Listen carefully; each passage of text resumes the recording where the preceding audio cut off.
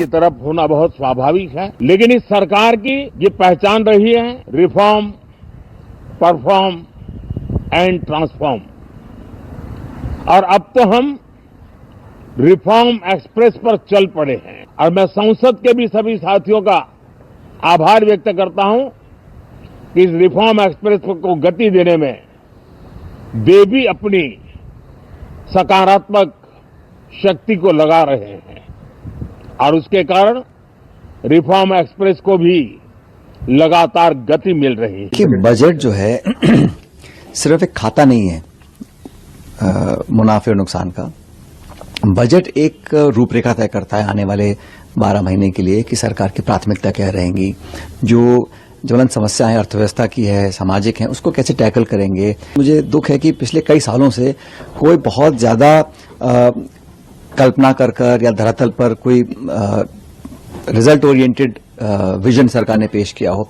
सबसे बड़ी बात इस देश में मैं मानता हूं आज अनएम्प्लॉयमेंट की है, अंडर एम्प्लॉयमेंट की है। मैं उम्मीद करता हूं ये 1 तारीख का जो बजट होगा इसमें कुछ सरकार सबक लेगी और आने वाले फ्यूचर के लिए कुछ कंस्ट्रक्टिव कदम उठाएगी। मेरी अपेक्षा इस बजट से ये है कि निर्मला सीतारमण जी आने वाले चुनावों को ध्यान में रखकर ये बजट ना पेश करें। हमारी अपेक्षा ये है कि हमारे पूरे देश का जो बजट है, देश की जो उनसे अपेक्षाएं हैं, जो टैरिफ्स लगातार डोनाल्ड ट्रंप की तरफ से आ रहे हैं और ट्रेड डील कहीं सामने दिख नहीं रहा है, उसके अनुसार हमारे एक्सपोर्टर्स को बहुत हानि पहुंची है, चोट पहुंची है, उसका वो क्या सोल्यूशन निकालने वाले हैं। जो लगातार रुपया गिर रहा है, अब तो सोना चांदी का भाव भी इस तरीके से गिर रहा है, उसका क्या सोल्यूशन होगा कि जनता को किसी तरीके का उसका दिक्कत का सामना न करना पड़े। हम बार बार बोल रहे हैं कि हमारे हिस्से की पैसा वो नहीं दे रहे। 700 करोड़ के ऊपर सेटलमेंट ही नहीं हुआ है। तो मैं तो ये बताती हूँ कि हमारे यहाँ कितना पैसा बाकी है, कितना पैसा देना है, वो रिकॉर्ड में है, लेकिन वो दे नहीं रहे हैं। हमारी संविधान में जो बोला है कि ये फेडरल स्ट्रक्चर है, केंद्र और राज्य में पॉलिटिकल पार्टीज डिफरेंट हो सकता है, लेकिन एक साथ काम करना पड़ता है। तो हम तो हमारे जो हिस्सा का काम हम कर रहे हैं, हम दे रहे हैं, लेकिन उनका जो हिस्सा का काम है हमको देना, वो नहीं दे रहे। के बजट से जो आशाएं पहले थी वो कहीं बिहार को मिला नहीं। आर्थिक सर्वेक्षण जो रिपोर्ट आया, उस रिपोर्ट में हिला के रख दिया बिहार के लोग। प्रति व्यक्ति जो आय है 150 रुपया से लेके 190 रुपया। केंद्र की सरकार जब बजट पेश करे तो बिहार के विशेष राज्य के दर्जे का ख्याल करना पड़ेगा।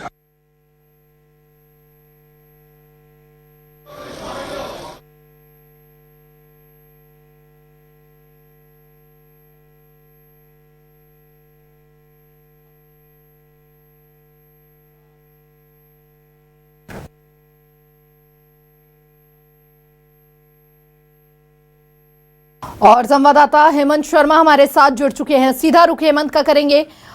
हेमंत, लगातार विपक्ष जो है वो बजट आने से पहले ही आलोचना करता हुआ नजर आ रहा है कि 2025 में जो बजट में बताया गया था वो कितना इंप्लीमेंट हुआ है। अब 2026 के बजट आने से पहले ही वो ये कह रहे हैं कि केवल झुनझुना होगा। अखिलेश यादव को भी सुना हमने, हमारे साथ कांग्रेस प्रवक्ता भी जुड़े हुए थे, उन्होंने भी ये बात कही। अखिलेश यादव ने दूषित पानी का भी मध्य प्रदेश के अंदर मुद्दा उठाया है। क्या लग रहा है इस बजट को लेकर, जिस तरह की आलोचनाएं कर रहा है विपक्ष, ऐसे में उन आलोचनाओं पर पूर्ण विराम लग पाएगा इस बजट से? देखिए, बिल्कुल जिस तरीके से विपक्ष इस बजट की आलोचना कर रहा है वो देखना होगा कि बजट किस तरीके का होता है। लेकिन बजट जो है वो सबसे अच्छे तरीके से जानते हैं उद्योगपति, और मेरे साथ में उद्योगपति यहाँ पर मौजूद है।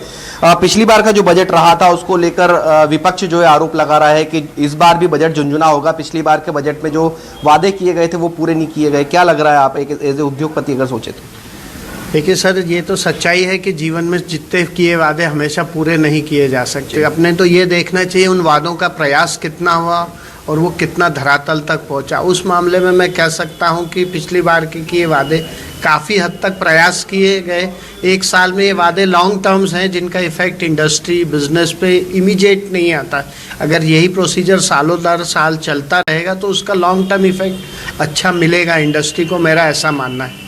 बिल्कुल सर, आप लंबे समय से बजट देख रहे हैं और अध्यक्ष भी रहे हैं यहाँ पर। अखिलेश यादव आरोप लगा रहे हैं कि इस बार भी जो बजट आएगा वो झुंझुना हो सकता है। अखिलेश यादव जी को बजट की समझ कितनी है, भले वो चीफ मिनिस्टर भी रह चुके हों, बट उन्होंने हर मौके पे अपनी समझ को प्रदर्शित किया है। हमारी एक्सपेक्टेशन की अगर बात करें आप, तो सरकार का, मोदी जी का जो कहना था ईज ऑफ डूइंग बिजनेस और आत्मनिर्भर भारत, अगर इस पे ही पूरी तरह से काम किया जाए तो देश अपनी जीडीपी बढ़ाएगा और उसमें कोई शक नहीं कि हम थर्ड वर्ल्ड की इकोनॉमिक कंट्री बन जाएंगे। क्योंकि ईज ऑफ डूइंग बिजनेस में सारे जो काम, जो टाइम का लॉस होता है वो बचता है, विद इन टाइम लिमिट फाइलों का निराकरण होता है और आदमी बिजनेस में अपनी पूरी शक्ति लगा सकता है।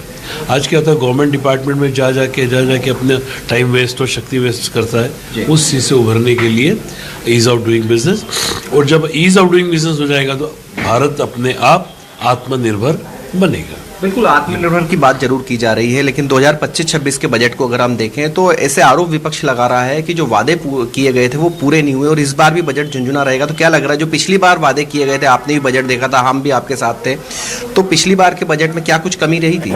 इंफ्रास्ट्रक्चर डेवलपमेंट पे जितना बोला गया था, करीब 70-80% काम उस पर हुआ है। आज आप देखो, नेशनल हाईवे, स्टेट हाईवे का जो कंस्ट्रक्शन हो रहा है, बन रहा है, वो कांग्रेस के समय से तो डेढ़ा बन रहा है। तो हम आगे बढ़े या नहीं बढ़े, ये बताइए आप मुझे। किस चीज़ के अंदर बैंकों का सरलीकरण हो रहा है काम करने के अंदर, जो जेन्युइन पार्टी हो रही है उनको घर बैठे पैसा मिल रहा है, और जो अनऑर्गेनाइज सेक्टर में डील करता है वो तो हमेशा दुखी रहेगा।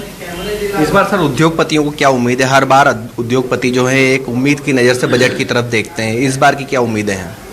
इस बार की उम्मीद ये है कि 125% एफिशिएंसी से काम होगा। अभी सारे उद्योग मेरे हिसाब से 100% एफिशिएंसी पे चल रहे हैं, तो आगे उन्हीं उद्योगों में 125% एफिशिएंसी से प्रोडक्शन नहीं होगा। जनरल क्लास के लिए पिछली बार इनकम टैक्स में 12 लाख तक की छूट दे दी गई थी, इस बार उम्मीद तो नहीं लग रही, लेकिन फिर भी क्या लगता है जनरल क्लास के लिए क्या कुछ आ सकता है इस बार? नहीं, ज़रूरत ही नहीं sir. 12 lakh is a sufficient good basic amount, जिसमें अगर आदमी अगर 12 लाख और डिक्लेयर करता है तो विदाउट पेइंग सिंगल पैसा इनकम टैक्स वो अपनी पूरी लाइफ पूरा साल निकाल सकता है आराम से। हम देश को कंट्रीब्यूट ही नहीं करें, अगर ऐसी मेंटेलिटी बना लेंगे कि हमको कंट्रीब्यूट ही नहीं करना देश को, तो ये हाईवेज और सड़कें और आपके हॉस्पिटल्स और कॉलेजेस और ये आएंगे कहाँ से? It is our basic moral duty कि आगे आने वाली जनरेशन्स को हमें देखना है, उनके लिए कुछ करना है, और वो तभी होगा जब आज कंट्रीब्यूट करेंगे हम। अगर हर आदमी ये मेंटेलिटी बना ले मुझे तो इनकम टैक्स भरना ही नहीं है, तो देश आगे कैसे बढ़ेगा? शिक्षा स्वास्थ्य के क्षेत्र में अगर अपन देखें तो क्या लग रहा है इस बार शिक्षा स्वास्थ्य के क्षेत्र में बजट इस बार फोकस हो सकता है? हाँ, गुंजाइश है सब, गुंजाइश है।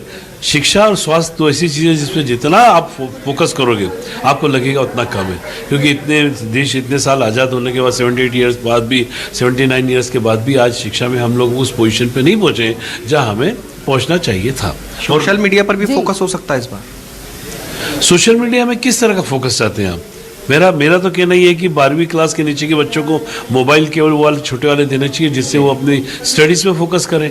ये रील और ये और जो 4-4, 5-5 घंटे टाइम वेस्ट करते हैं नए बच्चे, ये एक ऐसा नशा है जिसमें हर एज का आदमी त्रस्त है। मेरी एज का आदमी भी त्रस्त है, छोटा बच्चा भी त्रस्त है। ये तो कंट्रोल करने से ही कंट्रोल में आएगा। तो 12वीं क्लास के बच्चों तक ये मोबाइल को एक वो बनाना चाहिए कानून। बिल्कुल हेमंत, और इस बार लग भी रहा है